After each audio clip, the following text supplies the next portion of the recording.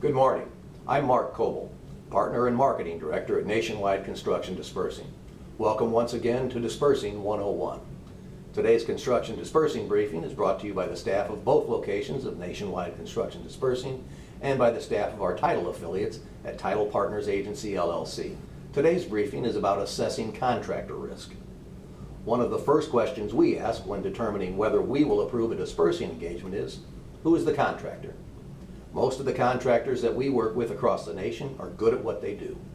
They are organized, prepare complete budgets, incorporate a timely process for submitting payment applications, and understand the benefits of an effective construction disbursing process. The underwriter-approved process we use at NCD to pay these contractors includes the common sense requirement we pay all construction-related bills directly. This includes paying the contractor, the second-tier subcontractor, and the third-tier material supplier, because all of them have lien rights. We say common sense because when we are paying directly, we have the ability to review all borrower-approved invoices, just like you would in paying your bills at home. And since our job is to mitigate mechanic lien risk for our lending partners, paying for completed work by performing invoice assessments just makes common sense. When we explain this process to contractors, there are typically two types of reactions. The organized professional types are glad to focus solely on construction and require less time for administrative details. The second reaction is less positive, but very instructional. These contractors are concerned that all construction funds will not go through their hands, and as you can imagine, our alarm bells go off. For context, everyone remembers the mid-2000s when the construction boom stopped and hundreds of thousands of mechanic liens were filed, and banks and borrowers paid an extraordinary price for not utilizing proper disbursing techniques. The losses were so severe that multiple national title underwriters quit providing mechanic lien coverage on construction loans, and they still don't.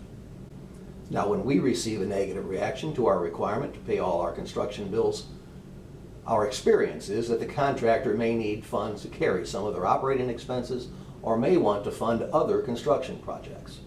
When we hear this, we want to understand the contractor's budgeting process, because in our experience, it is a good measure of a skilled contractor. We ask for a completed set of plans and the completed cost breakdown, backed up by completed bids for all subcontractor and material line items. This request for business documentation is completely reasonable, but it is the reaction of the contractor to this request that will often determine with whom we will work.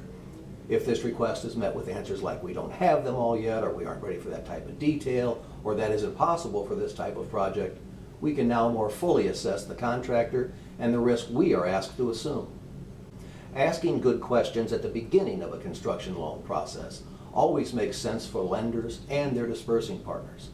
When there is a level of uncertainty about a contractor, ask for the completed set of plans and the construction cost breakdown, backed up by subcontractor bids. In the lending and disbursing world, assessing the reaction to this request is often as instructional as the actual answer. If you have a question regarding anything in the construction disbursing process, please contact us anytime. We will be glad to help. If you have a subject you would like to see covered in our briefings, contact me at ncdisbursing.com and we'll take a look. Thanks. We'll see you soon for a new Disbursing 101.